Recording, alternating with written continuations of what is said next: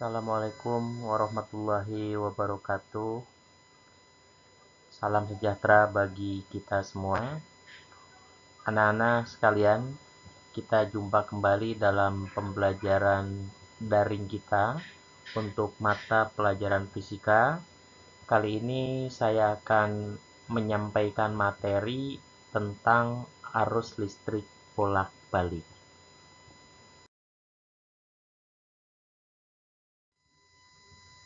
Adapun untuk kompetensi dasar dan tujuan pembelajaran adalah untuk kompetensi dasar pengetahuan yaitu 3.5 menganalisis rangkaian arus listrik bolak-balik AC beserta penerapannya. Kemudian untuk kompetensi dasar keterampilannya adalah mempresentasikan prinsip kerja penerapan rangkaian arus listrik bolak-balik dalam kehidupan sehari-hari. Adapun untuk tujuan pembelajarannya adalah mengidentifikasi informasi tentang karakteristik arus listrik bolak-balik. Kemudian yang kedua, menganalisis arus dan tegangan dengan sumber arus bolak-balik rangkaian RLC dengan sumber arus bolak-balik daya pada rangkaian arus listrik bolak-balik. Kemudian yang ketiga, mengeksplorasi rangkaian resonansi dan pemanfaatannya untuk pencarian frekuensi pada radio. Kemudian yang keempat adalah menganalisis penerapan arus listrik bolak-balik dalam kehidupan sehari-hari. Jadi itu untuk kompetensi dasar dan tujuan pembelajarannya. Baik anak-anak sekalian, kita lihat sekarang untuk pengertian arus listrik bolak-balik. Di sini ada beberapa hal yang perlu kalian ketahui sebelum kita memasuki rangkaian pada arus listrik bolak-balik. Yang pertama, arus listrik bolak-balik ini didefinisikan sebagai arus listrik yang nilainya berubah setiap saat, ya. Jadi nilainya berubah setiap saat. Ini berbeda dengan arus listrik searah. Kalau arus listrik searah nilainya itu yang menyangkut kuat arus dan tegangan selalu konstan. Nah, kalau di sini berubah setiap saat. Kemudian pada arus listrik bolak-balik, untuk menampilkan kuat arus dan tegangan yang dihasilkan atau yang terjadi pada rangkaian ini bisa diamati dengan menggunakan sebuah alat yang dinamakan dengan osiloskop. Ya, di mana nanti osiloskop akan menampilkan nilai maksimum, kemudian nilai dari puncak ke puncak, baik itu arus listrik maupun tegangan listrik. Kemudian pada arus listrik bolak-balik, kita mengenal nilai maksimum dan nilai efektif. Kalau nilai maksimum tentu adalah nilai terbesar, sedangkan untuk nilai efektif di sini didefinisikan sebagai nilai efektif tegangan pada arus listrik bolak-balik adalah besar tegangan yang memberikan efek panas yang sama dengan panas yang dihasilkan oleh listrik DC pada tegangan yang sama. Itu definisi dari nilai efektif.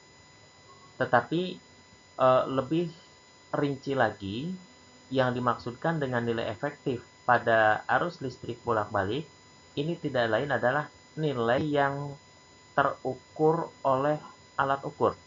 Nah, alat ukurnya kita punya dua.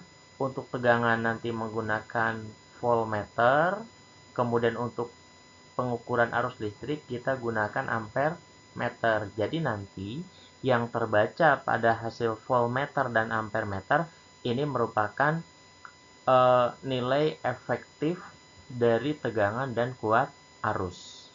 Nah, kemudian untuk grafik kuat arus dan tegangan yang ditampilkan oleh sebuah osiloskop ini merupakan sebuah grafik sinus. Sehingga di sini dapat kita lihat ini adalah grafik nilai tegangan dan kuat arus terhadap waktu, di mana ini ada dua grafik, yang titik-titik ini untuk menyatakan grafik kuat arus, kemudian yang amplitudonya lebih besar ini untuk menyatakan grafik tegangan listrik. Di mana keduanya kalian melihat yang ditampilkan oleh osiloskop ini berupa grafik sinusoidal yang berulang secara periodik setiap 2 pi radian ya. Nah, ini. Nah, sehingga karena ini merupakan grafik sinus, maka kuat arusnya di sini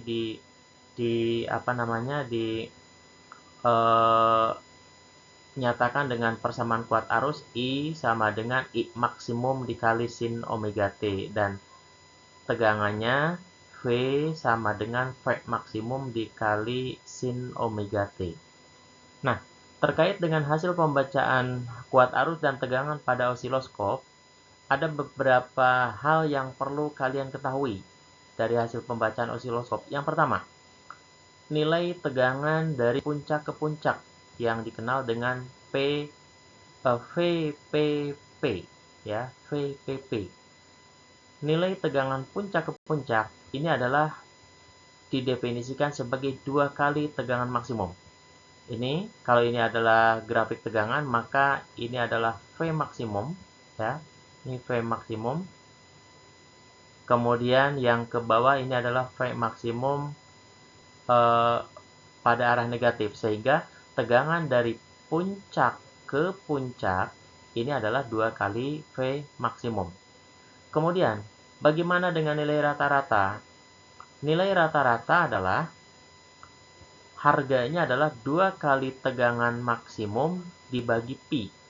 Ini berlaku baik tegangan listrik maupun kuat arus listrik. Jadi adalah 2 kali nilai maksimum dibagi pi. Dalam hal ini pi-nya adalah 3,14. Kemudian yang ketiga, nilai efektif. Yang tadi saya katakan nilai yang ditunjukkan oleh alat ukur. Ini nilainya adalah untuk kuat arus adalah I maksimum per akar 2, sedangkan untuk tegangan efektif adalah V maksimum dibagi akar 2. Jadi ini keterkaitan dari nilai maksimum, nilai efektif, dan nilai rata-rata pada hasil pembacaan dari sebuah osiloskop.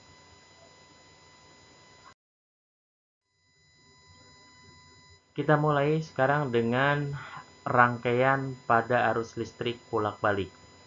Ada 3 komponen yang dapat dirangkai pada arus listrik bolak-balik. Yang pertama, resistor. Rangkaiannya dinamakan dengan rangkaian resistif. Kemudian yang kedua, induktor. Rangkaiannya dinamakan dengan rangkaian induktif. Dan yang ketiga, kapasitor. Rangkaiannya dinamakan dengan rangkaian kapasitif. Nah, nanti kita tinjau karakteristik dari rangkaian resistor murni, induktor murni, dan kapasitor murni. Baru setelah itu kita gabungkan menjadi sebuah rangkaian seri yang dikenal sebagai rangkaian seri RLC. Nah, sebelumnya kita lihat dulu ada besaran baru dalam rangkaian arus listrik bolak-balik yang dinamakan dengan fasor. Fasor ini tidak lain merupakan suatu besaran yang identik dengan vektor, sehingga fasor ini memiliki nilai dan arah. Nah, di sini fasor didefinisikan sebagai besaran yang memiliki nilai dan arah yang selalu berubah setiap waktu dan digunakan untuk menyatakan arus listrik, kemudian tegangan listrik, dan hambatan listrik pada arus listrik bolak-balik. Ini fasor. Kemudian, arah sebuah fasor ini menyatakan sudut fase gelombang yang terjadi pada saat itu, baik yang dibangun oleh kuat arus listrik maupun yang dibangun oleh tegangan listrik. Nah, kita kembali ke persamaan tegangan dan kuat arus. Jika tegangan dan kuat arus memiliki fase yang sama, maka persamaannya seperti ini. I sama dengan I maksimum dikali sin omega T. Dan tegangannya V sama dengan V maksimum dikali sin omega T. Kemudian, Pada rangkaian AC, ini antara kuat arus dan tegangan tidak selalu sefase. Bisa saja antara kedua besaran itu berbeda fase. Misalkan seperti ini, kuat arus listrik ini memiliki sudut fase omega T. Sedangkan tegangan terhadap kuat arus listrik memiliki beda fase psi. Sehingga tegangan ini memiliki sudut fase omega T ditambah psi. Nah, lalu bagaimana terhadap persamaannya? Kalau persamaan kuat arusnya I sama dengan I maksimum kali sin omega T, maka V-nya adalah V maksimum sin omega T ditambah ditambah psi. Karena antara tegangan dengan kuat arus ini berbeda sudut fase sebesar psi, ya. Ini untuk rangkaian arus listrik bolak-balik yang dinyatakan dengan fasor. Yang pertama, kita lihat sekarang untuk rangkaian resistor murni, dikenal dengan rangkaian R.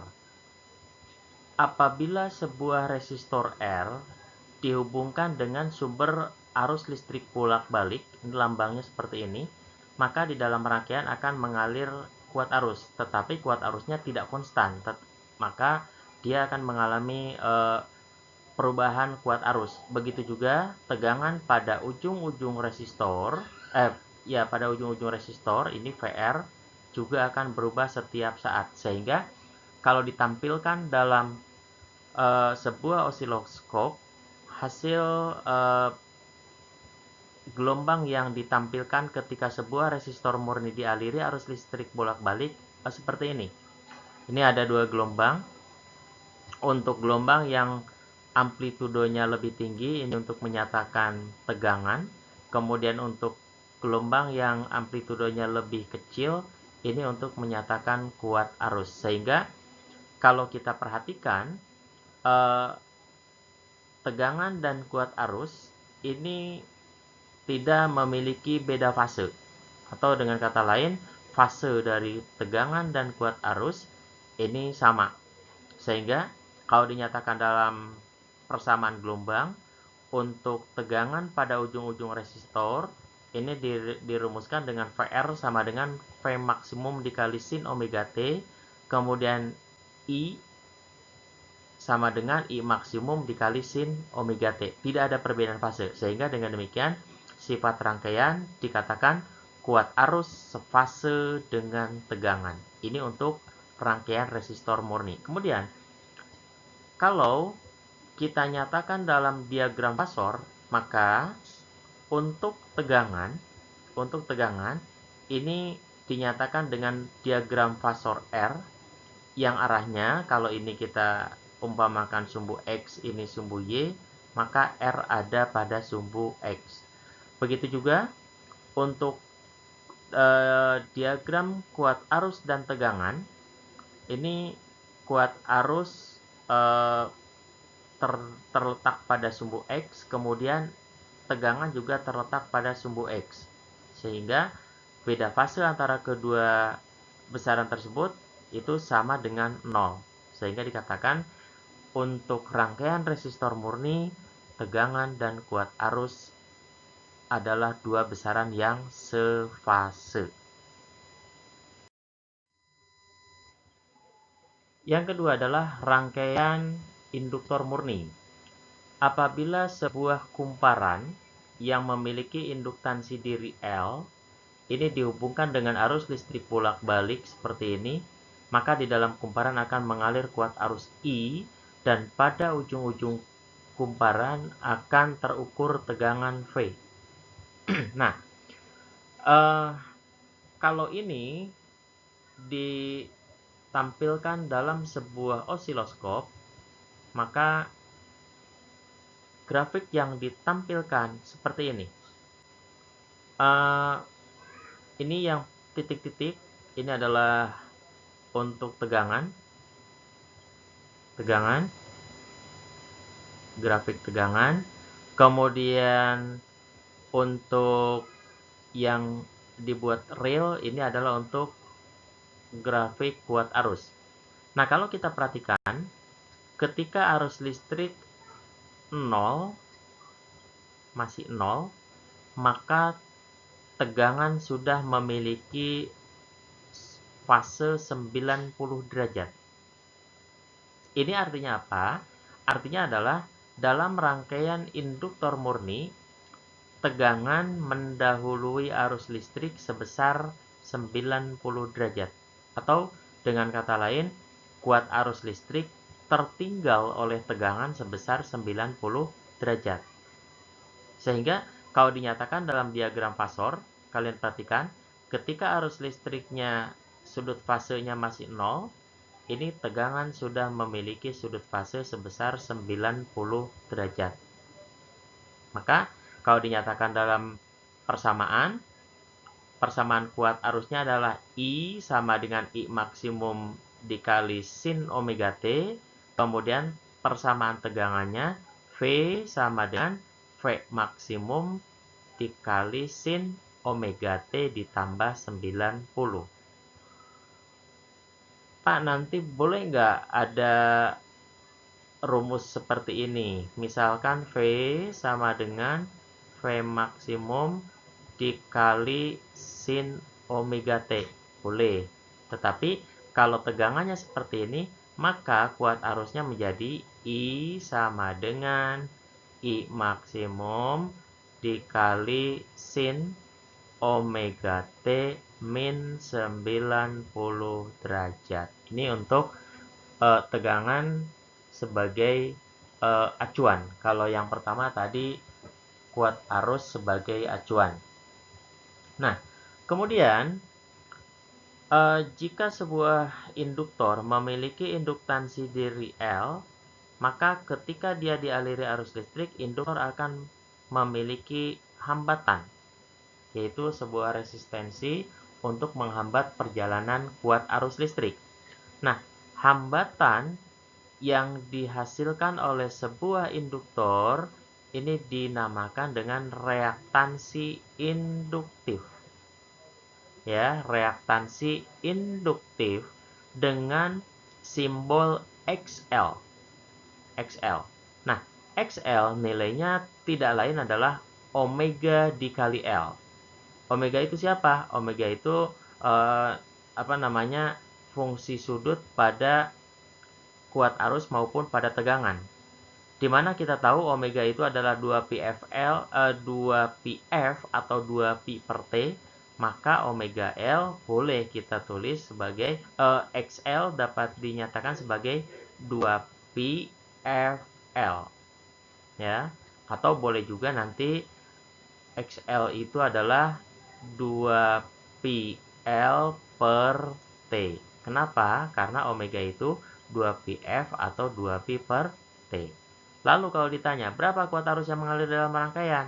Sama, kita gunakan hukum Ohm, tinggal I sama dengan V per XL. Di mana XL ini adalah suatu hambatan yang disebabkan oleh induktor, sehingga satuan daripada XL ini dinyatakan dengan Ohm, sama dengan satuan hambatan listrik. Nah, kalau kita nyatakan dalam diagram fasor untuk hambatan XL, ini adalah XL itu arahnya searah dengan sumbu Y positif, ya. Tadi kalau R searah dengan sumbu X positif. Jadi untuk XL searah dengan sumbu Y positif. Kenapa? Karena sudut fasenya 90 derajat. Nah, ini untuk rangkaian induktor murni. Lalu untuk yang ketiga adalah rangkaian kapasitor murni. Jika sebuah kapasitor dengan kapasitas kapasitor C dihubungkan dengan sumber arus listrik bolak-balik, maka akan mengalir arus listrik seperti ini, sama. Nah, jika ini ditampilkan dalam sebuah osiloskop, maka yang terlihat adalah ini yang titik-titik ini adalah tegangan. Kemudian yang real ini menyatakan kuat arus. Ini V, kemudian ini untuk I. Nah, kita perhatikan ketika kuat arus di titik 0, maka sudut fase dari tegangan masih berada di bawah, yaitu min 90 derajat. Kemudian, ketika arus listrik sudah menempuh sudut fase 90 derajat, tegangan baru 0 derajat. Ini artinya apa? Ini artinya pada rangkaian kapasitor murni, tegangan tertinggal oleh arus listrik sebesar 90 derajat. Ya. Atau dengan kata lain, kuat arus listrik mendahului tegangan sebesar sudut fase 90 derajat. Maka kalau kita gambarkan dalam diagram fasor, ini kuat arusnya kita jadikan sebagai acuan, berada pada sumbu X positif, maka tegangannya berada di bawah, berada pada sumbu Y negatif dengan sudut fase min 90 derajat. Ini kalau dihitung terhadap sumbu X positif searah dengan perputaran jarum jam. Sehingga persamaannya menjadi V sama dengan V maksimum dikali sin omega T min 90 dan I sama dengan I maksimum dikali sin omega T. Sama halnya seperti pada induktor, jika sebuah kapasitor dihubungkan dengan sumber arus listrik bolak-balik, maka kapasitor akan berfungsi sebagai suatu hambatan listrik. Nah, hambatan yang dihasilkan atau yang disebabkan oleh kapasitor dalam rangkaian arus listrik bolak-balik, ini dinamakan dengan reaktansi kapasitif. Di mana reaktansi kapasitif dilambangkan dengan XC. Ini nilainya adalah 1 per omega kali C. Nah, kita tahu omeganya adalah 2πf atau 2pi per T, maka berlaku XC sama dengan 1 per 2pi FC. F-nya adalah frekuensi arus listrik bolak-balik, kemudian C-nya adalah kapasitas kapasitor. Maka, kalau XC-nya sudah dapat, jika ditanya berapa kuat arus yang mengalir dalam rangkaian, ini adalah V per XC. Nah, ini kuat arus yang mana? Bisa kuat arus efektif, bisa kuat arus maksimum. Tergantung nanti soal nanyanya kuat arus yang mana. Nah, lalu hambatan reaktansi kapasitif ini dapat dinyatakan dalam diagram fasor, di mana diagram fasor XC ini arahnya searah dengan sumbu Y negatif. Itu untuk diagram fasor dari reaktansi kapasitif.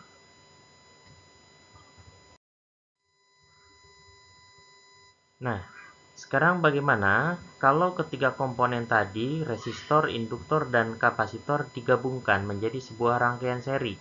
Sehingga rangkaian ini dikenal dengan rangkaian seri RLC. Ya. Nah, ini gambarnya seperti ini. Maka nanti ketika rangkaian seri RLC dihubungkan dengan arus listrik bolak-balik AC, di sini akan terjadi arus listrik sebesar I maksimum dikali sin omega T, kemudian tegangannya adalah V maksimum dikali bisa sin omega T min theta, bisa sin omega T plus theta, tergantung nanti mana yang lebih besar. Mana yang lebih berpengaruh, apakah induktor atau kapasitor? Nah, yang pertama, kita lihat tegangan total. Tegangan total pada rangkaian seri RLC ini harus dinyatakan dalam diagram fasor. Ya, ini bukan vektor ya, fasor.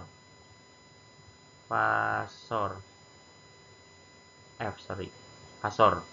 Nah, kalau tegangan pada ujung-ujung resistor adalah VR, tegangan pada ujung-ujung induktor adalah VL, dan tegangan pada ujung-ujung kapasitor adalah VC, maka kalau dinyatakan dalam diagram fasor, ini VR, kemudian ini VL, dan ini VC. Nah, kita lihat tegangan pada induktor dan kapasitor ini berbeda arah. Maka dengan mengasumsikan tegangan pada ujung-ujung induktor lebih tinggi daripada tegangan ujung-ujung kapasitor, kita bisa mengambil VL min VC di sini. Nah, maka ini VL min VC, ini VR.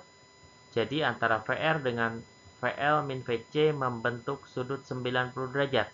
Maka tegangan totalnya harus dinyatakan dalam fasor yang dirumuskan dengan V sama dengan akar dari VR kuadrat ditambah VL min VC dikuadratkan. Ini tegangan pada rangkaian seri RLC. Kemudian, berapa besar sudut fasenya? Sudut fase C di sini. Ini tinggal kita boleh menggunakan tangen, boleh juga menggunakan kosinus, boleh juga menggunakan sinus. Nah, di sini saya ambil contoh dengan menggunakan tangen. Berarti nanti depan sudut nih dibagi samping sudut ini. Nah, depan sudutnya apa? Depan sudutnya adalah VL min VC. Kemudian samping sudutnya apa? Samping sudutnya adalah VR. Sehingga tan theta sama dengan VL min VC per R. Ini untuk diagram fasor tegangan. Kemudian, untuk diagram fasor hambatan. Jika resistor memiliki hambatan R, kemudian induktor memiliki hambatan XL, dan kapasitor memiliki hambatan XC, maka hambatan total dari ketiganya ini disebut dengan impedansi. Simbolnya adalah Z. Ya.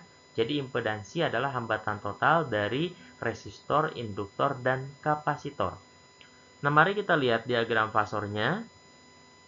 Kalau hambatan R selalu berada pada sumbu X positif, kemudian hambatan XL selalu berada pada sumbu Y positif, dan hambatan XC selalu berada pada sumbu Y negatif, maka jika diasumsikan XL-nya lebih besar daripada XC, XL lebih besar daripada XC, gitu, maka ini adalah XL min XC.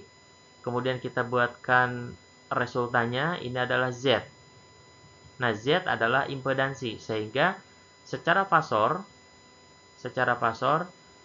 hambatan total ini dirumuskan dengan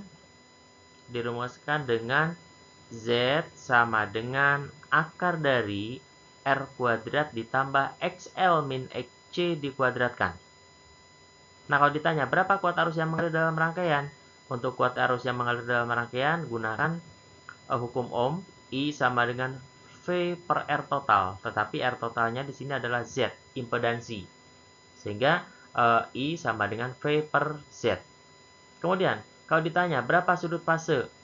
Sudut fase C di sini. Ini di sini nih. Ini kita ambil kayak tadi, bisa tan, bisa sin, bisa cos. Di sini yang kita ambil adalah tan theta. Maka tan theta adalah depan sudut dibagi samping sudut. Depan sudutnya adalah XL min XC, samping sudutnya adalah R. Nah, kemudian tegangan pada tiap-tiap komponen ini kita gunakan hukum Ohm. VR sama dengan I total dikali R, kemudian VL I total dikali XL, VC I total dikali XC. Ini untuk tegangan pada tiap-tiap komponen. Ini untuk hambatan total pada rangkaian seri RLC. Lalu yang berikutnya, kalau pada arus listrik searah kita mengenal daya listrik, maka pada arus bolak-balik pun sama. Ini ada daya arus listrik bolak-balik. Nah, daya arus listrik pada bolak-balik ini didefinisikan sebagai perkalian antara tegangan dan kuat arus, dan faktor daya. Tetapi tegangan dan kuat arus yang dimaksudkan di sini adalah nilai efektif.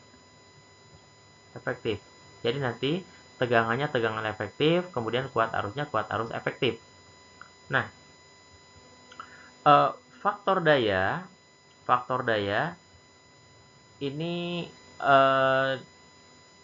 adalah nilai dari kosinus theta, di mana sudut theta di sini adalah sudut fase pada rangkaian yang tadi diwakili dengan psi, sehingga faktor dayanya itu kalau kita mengambil asumsi induktor lebih kuat daripada kapasitor, kan untuk apa namanya, kalau ini R, maka ini adalah XL min XC.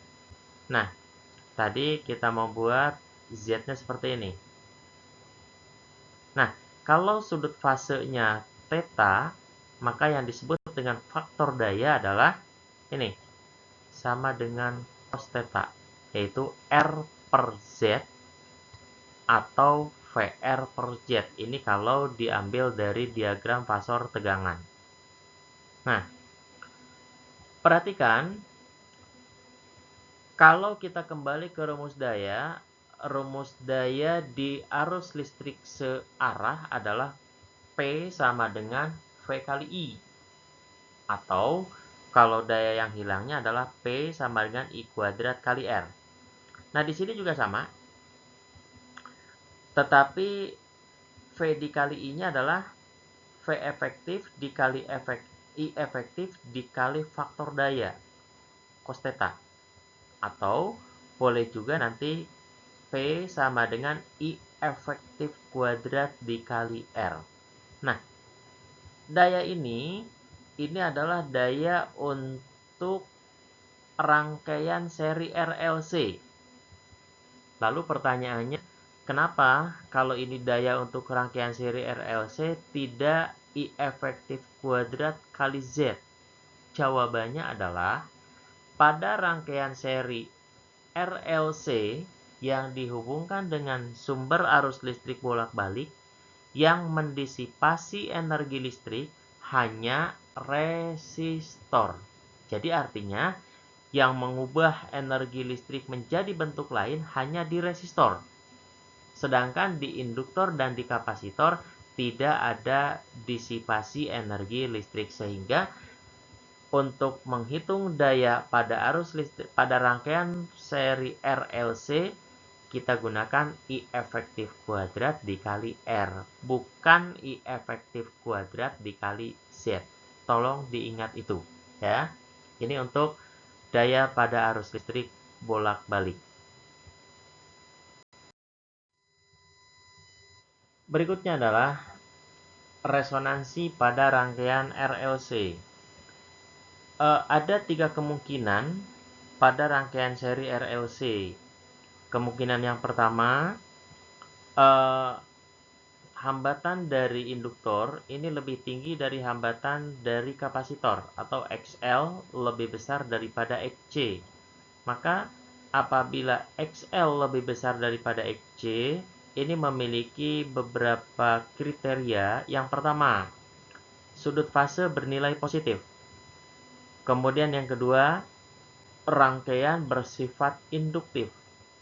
Kemudian karena induktor yang lebih dominan, maka dalam gelombang, tegangan pasti mendahului arus listrik sebesar sudut fase. Sudut fasenya berapa? Sudut fasenya tergantung, ya, tidak 90 derajat. Kemudian yang kedua, bagaimana kalau XL lebih kecil daripada XC? Maka ciri-cirinya yang pertama, sudut fase bernilai negatif. Kemudian tegangan bersifat kapasitif, berarti kapasitorlah yang lebih mendominasi tegangan. Kemudian yang berikutnya, karena sudut fase bernilai negatif, berarti tegangan terlambat terhadap arus listrik sebesar sudut fase. Atau dengan kata lain, kuat arus listrik mendahului tegangan sebesar sudut fase. Kalau digambarkan dengan diagram fasor, ya seperti ini. Ini untuk sudut fasenya rangkaian XL lebih kecil daripada XC, kemudian ini sudut fasenya untuk rangkaian XL lebih besar daripada XC. Nah, untuk memahaminya, memudahkan mana yang mendahului, mana yang tertinggal, ini digunakan istilah civil. C ini untuk rangkaian kapasitif. Artinya rangkaian dari kapasitor. Kemudian L ini adalah untuk rangkaian induktif. Dari induktor. Untuk rangkaian kapasitif, berarti I mendahului tegangan V. Sedangkan untuk rangkaian induktif, tegangan mendahului kuat arus I. Jadi bisa dipahami ya, untuk civil, C kapasitif, berarti kuat arus yang mendahului tegangan. Sedangkan L untuk induktif, tegangan yang mendahului kuat arus. Ini nanti berguna apabila kalian mengerjakan soal, kemudian saya tanya, di soal itu ditanya, mana yang lebih besar? Mana yang mendahului dan mana yang tertinggal? Ini kita gunakan konsep civil. Itu kemungkinan yang kedua. Lalu untuk yang ketiga, dalam rangkaian mungkin saja terjadi XL sama dengan XC.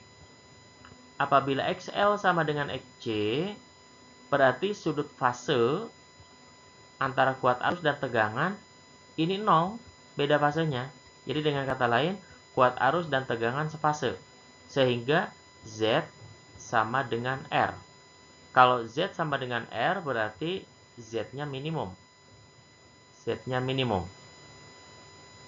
Nah, karena Z-nya minimum, maka kuat arus jadi maksimum. Lalu, rangkaian bersifat apa? Rangkaian bersifat resistif. Artinya resistorlah yang berperan di sana. Karena kuat arus dan tegangan saling meniadakan. Nah, maka pada saat itu terjadilah resonansi. Resonansi itu adalah sifat induktif dan sifat kapasitifnya saling meniadakan.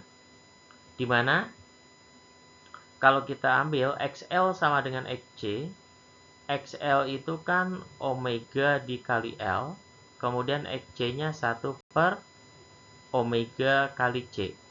Lalu kalau saya kalikan, jadinya omega kuadrat dikali LC. Atau omeganya adalah 4pi kuadrat F kuadrat sama dengan 1 per LC. Maka nanti kalau ditanya frekuensi, F sama dengan akar dari 1 per 4pi kuadrat dikali LC. Atau dengan secara langsung dapat kita tuliskan 1 per 2pi akar 1 per LC. F di sini ini dikenal dengan frekuensi resonansi. Nilainya adalah 1 per 2pi akar 1 per LC. Ini terjadi pada saat XL sama dengan XC.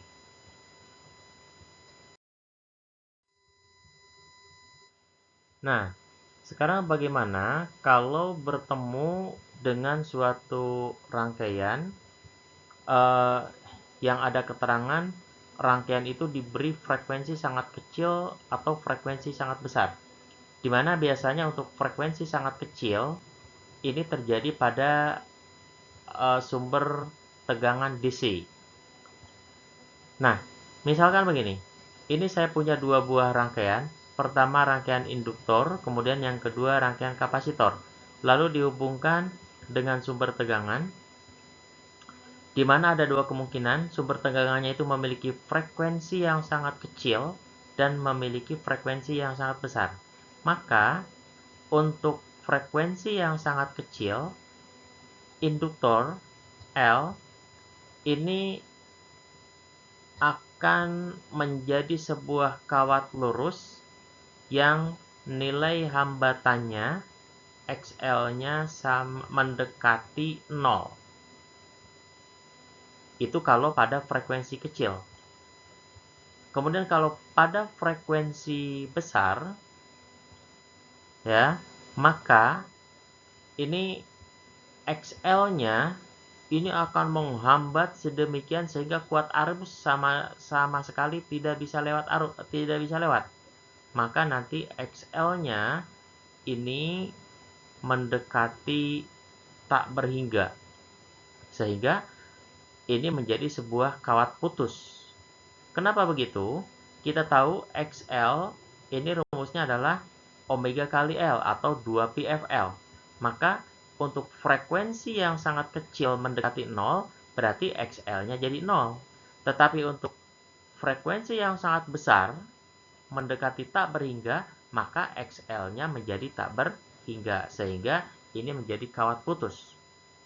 Nah, begitu juga pada rangkaian kapasitor, jika diberi frekuensi yang sangat kecil, ini kebalikannya. Kapasitor menjadi sebuah kawat terbuka. Sedangkan jika diberikan frekuensi yang sangat besar yang mendekati tak berhingga, maka kapasitor menjadi kawat lurus dengan XC-nya mendekati 0. Kalau di sini XC-nya mendekati tak berhingga. Dari mana XC-nya mendekati 0 dan mendekati tak berhingga? Dari sini. Di mana XC adalah 1 per omega kali C atau 1 per 2 pi Fc. Maka untuk frekuensi yang sangat kecil, XC-nya jadi tak berhingga. Ketemulah ini. Untuk frekuensi yang sangat besar, XC-nya mendekati 0. Ketemulah ini. Jadi ini adalah prinsip yang dapat digunakan apabila nanti suatu saat kalian berjumpa dengan rangkaian seri atau rangkaian paralel yang terdiri dari induktor, kapasitor, dan resistor. Jadi itu untuk teori yang terkait dengan arus listrik bolak-balik. Nanti kita perjelas lagi dengan pembahasan soal-soal. Kita lanjutkan dengan pembahasan soal-soal. Oke, kita mulai dengan contoh-contoh soal. Contoh soal yang pertama, gambar berikut menunjukkan suatu sumber tegangan bolak-balik yang dihubungkan dengan osiloskop. Kemudian diperoleh grafik seperti ini. Lalu katanya ketika mengatur tombol skala vertikal, maka tiap kotak ini menunjukkan 2 volt per cm. Sedangkan untuk tombol switch time yang horizontal ini menunjukkan 5 miliskon per cm. Sehingga dari gambar tersebut, apabila ditanya untuk tegangan dari puncak ke puncak, kita terlebih dahulu cari nilai tegangan maksimum. Nah, ini adalah tegangan maksimum Vmax, di mana V maksimumnya sama dengan 2 cm dikali satu skalanya berapa? 2 volt per cm. Coret cm-nya, maka V maksimumnya menjadi 4 volt. Lalu kalau tegangan maksimumnya sudah dapat, maka pertanyaan A dapat dihitung dong. Tegangan dari puncak ke puncak VPP sama dengan 2 kali V maksimum, berarti 2 kali 4 sama dengan berapa? Sama dengan 8 volt. Kemudian yang B, berapa tegangan rata-rata? V rata-rata ini dirumuskan dengan 2 kali tegangan maksimum dibagi dengan pi. Berarti 2 kali tegangan maksimumnya adalah 8 volt, dibagi dengan pi. Satuannya volt. Ini untuk tegangan rata-rata. Kemudian yang C, tegangan efektif. V efektif ini sama dengan V maksimum dibagi dengan akar 2. Sehingga berarti 8 dibagi akar 2 menjadi 4 akar 2 volt. Ini untuk tegangan efektifnya. Kemudian yang D ditanya frekuensi sumber AC. Nah, untuk frekuensi sumber AC tadi untuk satu kotak itu menunjukkan berapa? 5 miliskon per sentimeter. Nah, untuk satu gelombang penuh dari sini sampai sini, ini berapa kotak? 1, 2, 3, 4. Berarti waktu yang dibutuhkan untuk satu gelombang penuh ini tidak lain sama dengan periode, yaitu 4 cm dikali berapa? 5 miliskon per sentimeter. Coret sentimeternya, maka periodenya sama dengan 5 miliskon atau kok 5? Bukan 5 dong. 20 miliskon atau 0,02 skon. Itu periodenya.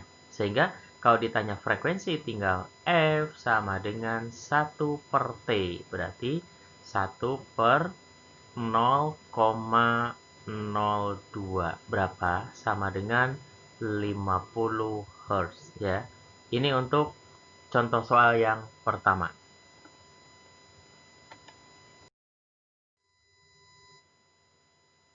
Contoh soal nomor 2. Sumber arus listrik bolak-balik memiliki amplitudo tegangan 20 volt. Kalau amplitudo tegangan berarti V maksimum. Dan frekuensi sudut 25 Hz.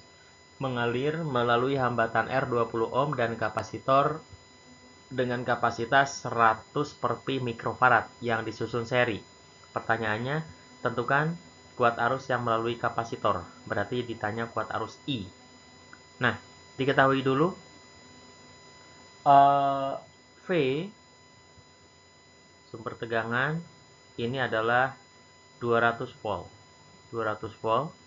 Kemudian R sama dengan 200 ohm. Kemudian C kapasitas kapasitor 100 per pi mikrofarad, langsung dijadiin farad dikali 10 pangkat min 6 farad. Sehingga kemudian frekuensi di situ frekuensinya adalah 25 Hz. Nah, dari sini kita cari dulu Xc. Xc sama dengan, karena diketahuinya frekuensi 1 per 2 pi Fc. Lalu kita masukin, berarti 1 per 2 pi dikali frekuensinya 25 dikali C-nya adalah 100 per pi kali 10 pangkat 6. Saya naikin kali 10 pangkat plus 6. Kemudian pi-nya dicoret, maka ketemulah 10 pangkat 6 per berapa? 5 kali 10 pangkat 3. Sehingga kita dapatkan Xc-nya berapa? Kita dapatkan Xc-nya adalah 200 ohm. Nah, lalu Xc sudah ada, R-nya sudah ada. Kita cari sekarang impedansi Z. Z sama dengan akar dari R kuadrat ditambah Xc kuadrat. Berarti 200 kuadrat ditambah 200 kuadrat. Maka ketemulah akar dari 2 kali 200 kuadrat. Atau dengan kata lain, 200 akar 2 ohm. Itu Z-nya. Kemudian, ditanya di sini kuat arus, ya tinggal I sama dengan V per Z. Di mana V-nya adalah 200 volt.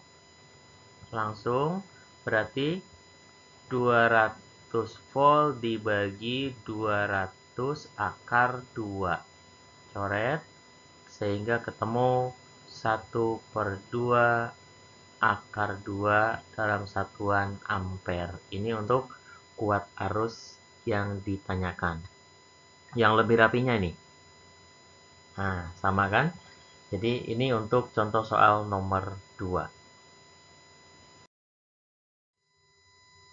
Berikutnya, contoh soal nomor 3. Sebuah sumber daya tegangannya diketahui langsung V sama dengan 130 volt.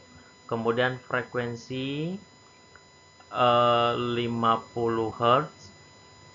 Kemudian dihubungkan dengan resistor murni R sama dengan 400 ohm dan sebuah kapasitor seri. Jika tegangan resistor itu VR-nya ini diketahui 50 volt, tentukan reaktansi kapasitor. Yang ditanya adalah EC. Gimana coba? Langkah pertama, kita cari dulu VC. Ya. Di mana dari rumus V sama dengan akar dari VR kuadrat ditambah VC kuadrat. V-nya berapa? 130. Langsung kuadrat sama dengan VR-nya berapa? 50 kuadrat ditambah VC kuadrat. Sehingga nanti dengan Pitagoras, sebenarnya kalian sudah paham sekali, tinggal VC kuadrat ini sama dengan 14400. Silahkan dicek. Maka VC-nya sama dengan 120 volt. 120 volt. Maka karena VC-nya sudah dapat, kita tinggal menghitung berapa kuat arus yang mengalir pada resistor. Nanti I sama dengan VR per R. Ini akan sama dengan VC per XC. Nah, maka tinggal kita masukin VR-nya berapa? VR-nya 50, kemudian R-nya 400, sama dengan VC-nya 120 per XC. Maka berarti ini coret, kemudian 120. Jadi XC sama dengan kali silang, jadinya XC-nya sama dengan 960 ya. 960 ohm. Silahkan dicek sendiri.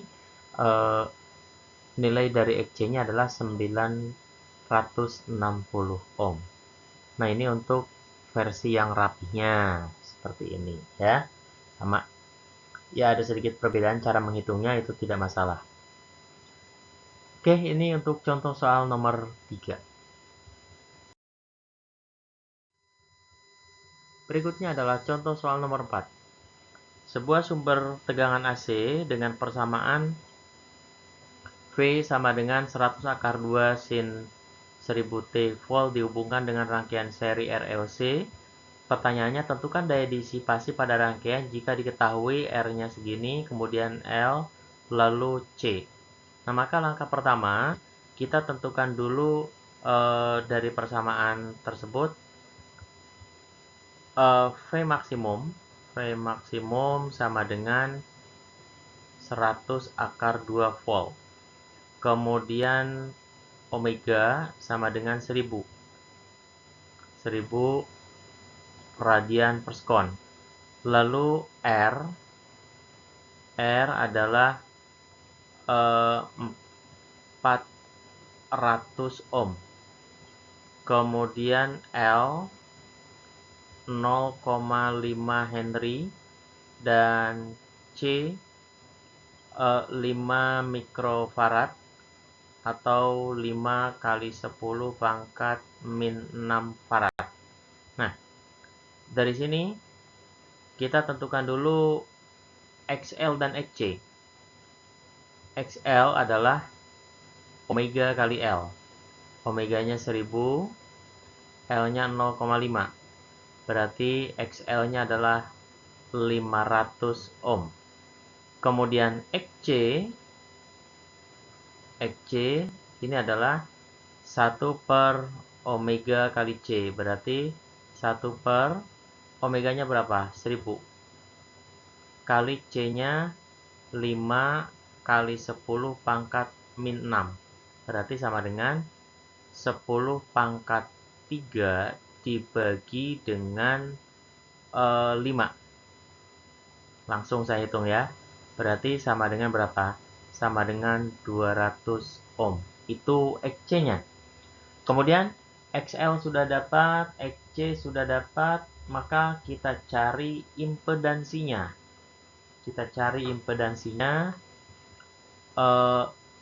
Z sama dengan akar dari R kuadrat ditambah XL min XC dikuadratkan. Langsung masukin angka, maka kita dapatkan R-nya berapa? R-nya 400 dikuadratkan ditambah XL-nya 500 dikurangi XC-nya 200 dikuadratkan sehingga tinggal 300 kuadrat. Akar dari 400 kuadrat ditambah 300 kuadrat. Hasilnya Z-nya sama dengan 500 ohm. Lalu berikutnya kita cari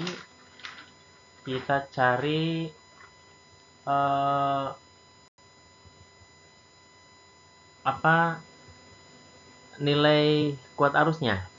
I sama dengan,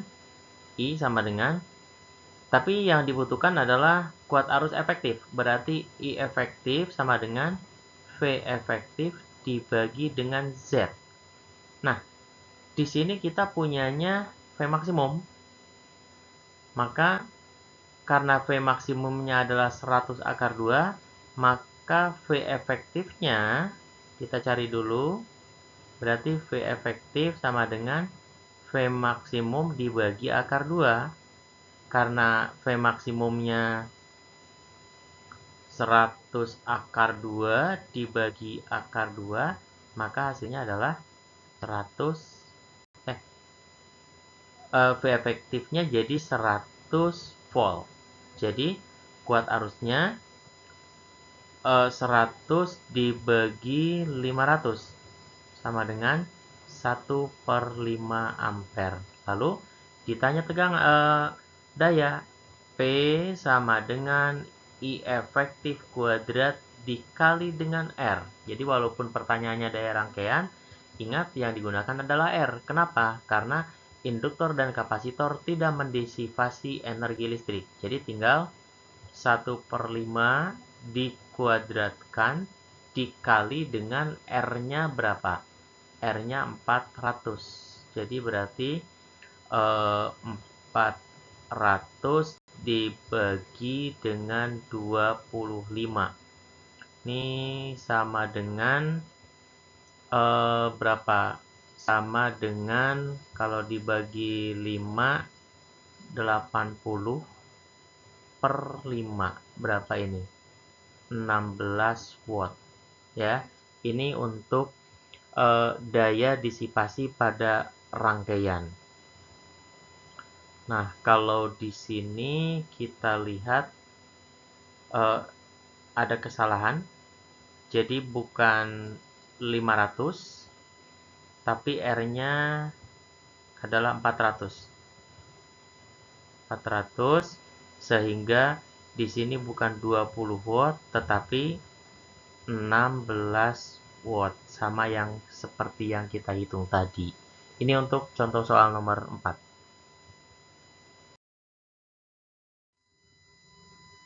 Soal nomor 5. Sebuah kumparan dengan hambatan listrik dapat diabaikan dihubungkan ke sebuah sumber AC 60 volt 400 Hz. Jika arus dalam kumparan adalah 1,2 ampere, maka tentukan induktansi kumparan. Nah, ini mudahlah ini. Tegangannya adalah 60 volt. Kemudian frekuensinya 400 Hz. Kemudian dialiri arus listrik I sama dengan berapa I-nya? 1,2 ampere. Nah, dari sini kita cari dulu XL-nya ya. Berarti XL ini sama dengan V dibagi dengan I.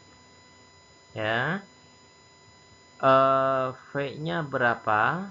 V-nya di situ 60 dibagi I-nya 1,2. Berarti sama dengan 50 ohm. Itu XL-nya. Sedangkan yang ditanya adalah nilai L. Maka kita pakai ini. XL sama dengan 2pi FL. XL-nya 50, kemudian tinggal 2pi dikali frekuensinya 400 dikali L. Maka L sama dengan 50 dibagi 800 pi. Coret-coret, 80 bagi 5 itu 16, berarti 1/16 pi dalam satuan Henry. Ini adalah nilai L yang dimaksud pada soal nomor 5. Kita lihat jawaban rapihnya. Nah, kira-kira seperti ini. Dia dinyatakan dalam angka, sehingga angkanya mendekati 20 mH.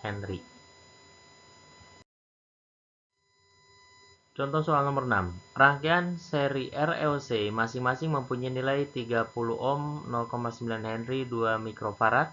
Jika ketiganya dihubungkan dengan sumber AC dengan frekuensi 50 dengan tegangan 50 volt dan frekuensi sudut 1000 radian per sekon, maka pernyataan 1, 2, 3, 4 mana yang benar?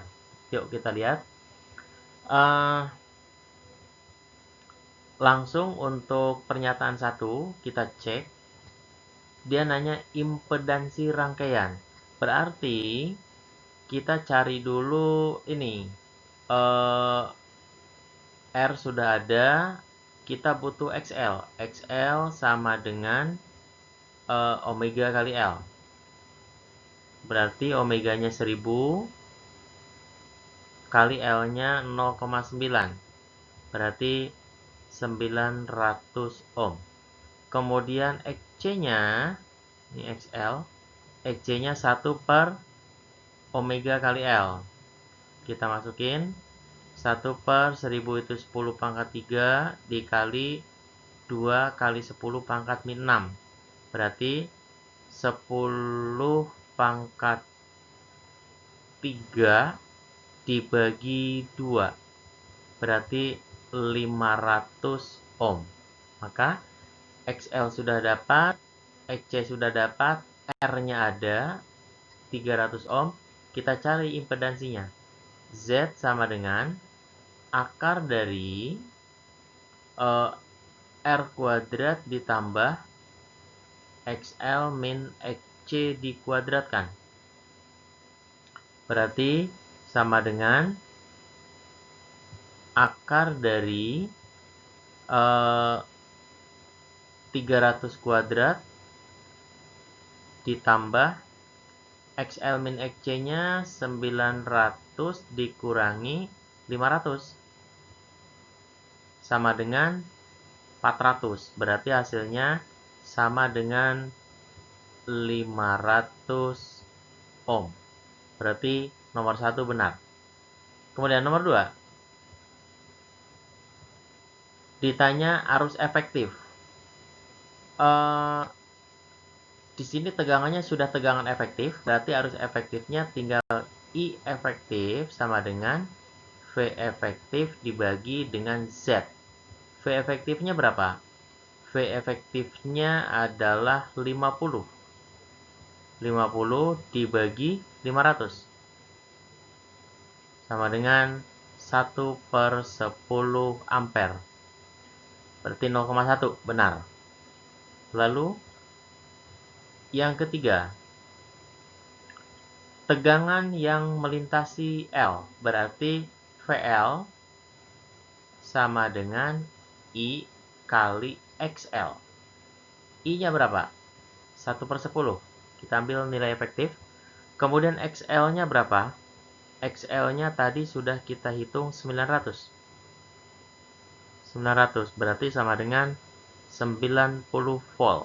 Benar nggak? Oke, nomor 3 benar. Kemudian nomor 4. Nomor 4, tegangan yang melintasi C. Berarti VC. Samalah, VC sama dengan I kali XC. I-nya 1/10. XC-nya 500. Hasilnya adalah 50 volt. Sama nggak? Salah dong. Salah. Ya, karena di sini 60 volt. Maka kalau kita lihat jawaban yang rapihnya seperti ini. Nomor 4, pernyataan 4 salah dong, bukan benar. Karena dia nulisnya 60, hasil perhitungan kita 50 ya. Jadi ini untuk jawaban soal nomor 6.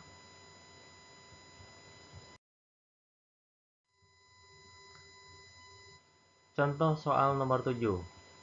Sumber DC 2 volt dihubungkan dengan 2 elemen listrik yang dipasang secara seri dan arus yang mengalir pada rangkaian tersebut adalah 200 mA.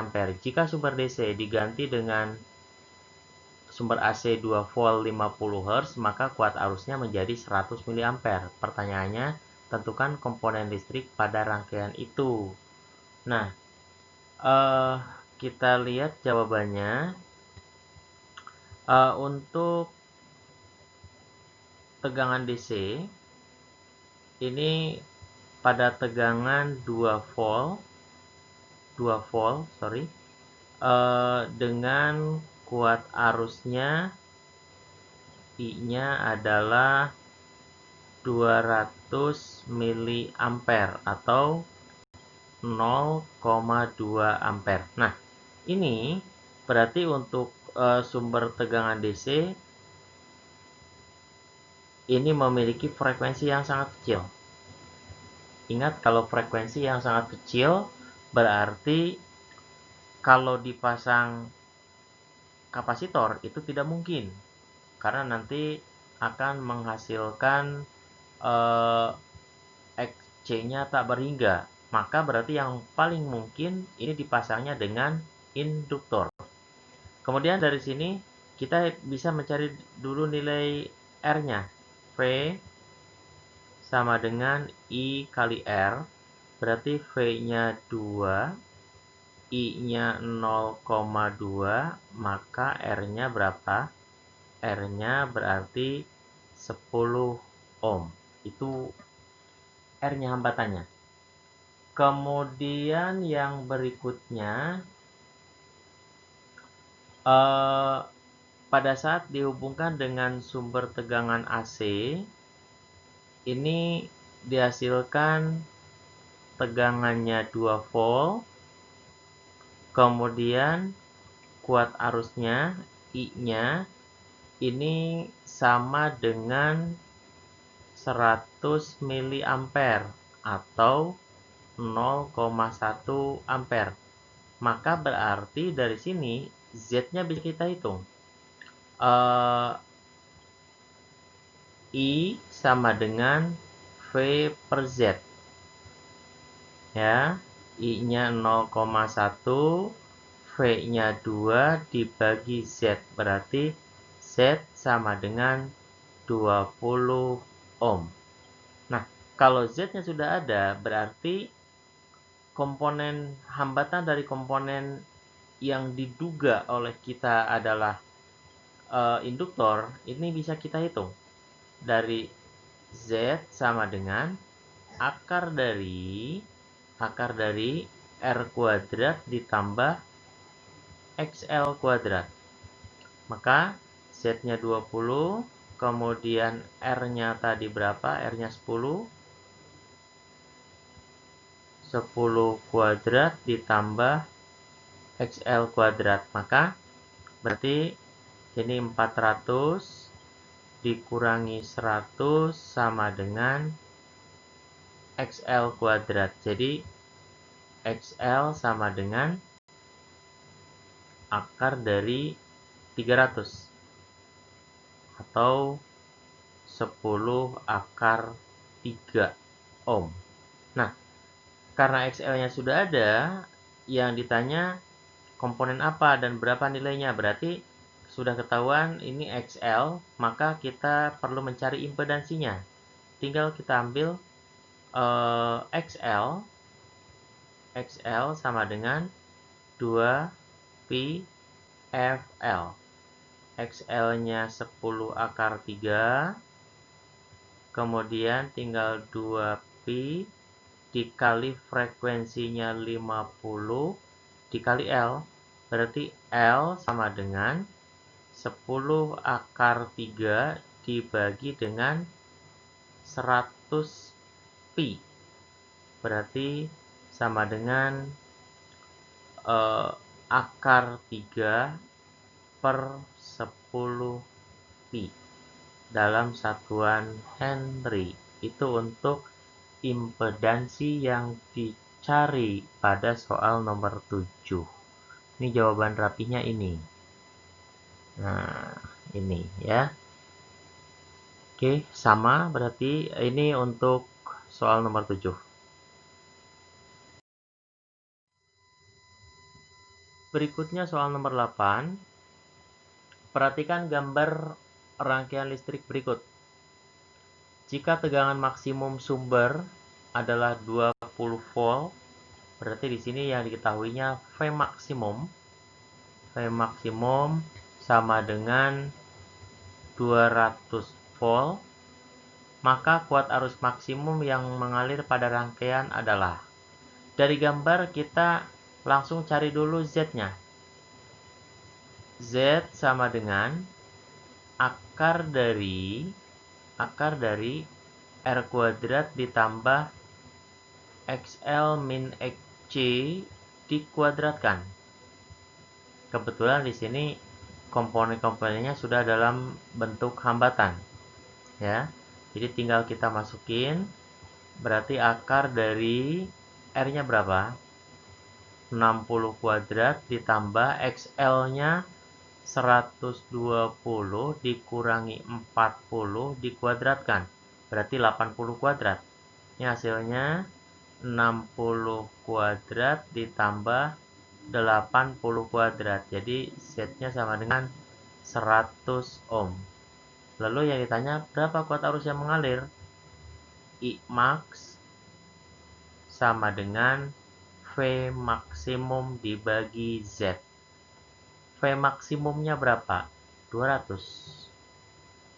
Dibagi Z-nya berapa? 100. Berarti sama dengan 2 ampere. Itu jawabannya. Ya, sama dengan versi yang rapihnya. Itu untuk soal nomor 8. Contoh soal nomor 9. Perhatikan rangkaian berikut, rangkaian seri RLC yang terdiri dari 40 ohm, kemudian 0,5 Henry, dan 500 mikrofarad dihubungkan dengan sumber tegangan 10 sin 100 T volt. Pertanyaannya, diagram fasor mana yang paling tepat untuk rangkaian di atas? Berarti yang pertama, kita cari dulu nilai XL dan XC. Ya, langsung saja. Untuk XL sama dengan omega dikali L. Omeganya berapa? Dari persamaan omeganya 100. Kemudian L-nya adalah 0,5. Maka berarti XL-nya sama dengan 50 ohm. Lalu XC 1 per omega kali C. Berarti 1 per omeganya 100, kemudian C-nya 500 kali 10 pangkat min 6. Langsung saya naikin ke atas 10 pangkat 6. Berarti sama dengan 10 pangkat 2 dibagi 5. Berapa itu? 10 pangkat 2 bagi 5 berarti 100 bagi 5. 100 dibagi 5 sama dengan 20 ohm. Oke. Nah, berarti kalau kita lihat di situ XL lebih besar daripada XC. Rangkaian bersifat induktif. Kalau rangkaian bersifat induktif berarti tegangan mendahului kuat arus. Nah, untuk menghitung sudut fasenya boleh pakai tangen, boleh pakai kosinus, boleh pakai sinus. Pakai tangen saja. Berarti tan theta sama dengan depan sudut dibagi samping sudut. Depan sudutnya adalah XL min XC dibagi dengan R. Berarti XL-nya berapa? XL-nya 50 dikurangi 20 dibagi R-nya berapa? R-nya adalah 40. Maka kita dapat 30 per 40 atau tan theta sama dengan 3 per 4. Maka kalau tan theta-nya 3 per 4 berarti theta-nya sama dengan 37 derajat. Ini sudut fasenya. Nah, sekarang kita lihat. Berarti pilihan kita ada di antara B atau E. Nah, kalau kita lihat, berarti ini karena perhitungan sudut itu berlawanan arah dengan jarum jam seperti ini, maka berarti yang B ini, yang B, tegangan mendahului arus sebesar 37 derajat. Berarti benar. Sedangkan yang E di sini kuat arus yang mendahului tegangan sebesar 30 derajat. Berarti ini bukan. Karena apa? Karena rangkaian kita XL-nya lebih besar daripada XC. Ini untuk soal nomor 9. Kita lihat jawabannya. Nah, seperti ini ya. Jadi dicari sudut tetanya, kemudian baru kita pilih mana yang tegangan mendahului kuat arus.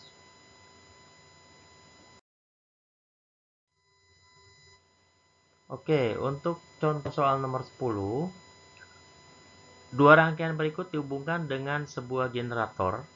Jika tegangan generator sama serta nilai R, L, dan C pada kedua rangkaian sama, maka saat frekuensi generator mendekati 0, rangkaian mana yang mensuplai arus listrik lebih besar? Jadi, ini adalah pemecahan masalah. Di sini petunjuknya adalah frekuensi yang digunakan mendekati 0, berarti sangat kecil. Maka dampaknya apa? Dampaknya terhadap XL, terhadap induktor, di mana kita tahu rumusnya adalah 2pi FL, maka XL-nya jadi mendekati 0. Kemudian, untuk XC, karena XC itu adalah 1/2pi FC, maka XC mendekati tak berhingga. Nah, karena XC mendekati tak berhingga, berarti di sini tidak ada arus listrik, berarti putus. Sedangkan di sini akan berubah menjadi kawat tak berhambatan, ya. Berarti XL-nya mendekati 0. Kemudian ini juga putus. Karena ini putus, C-nya putus, berarti R ini dengan R ini jadi seri. Dapat saya gambarkan, berarti gini.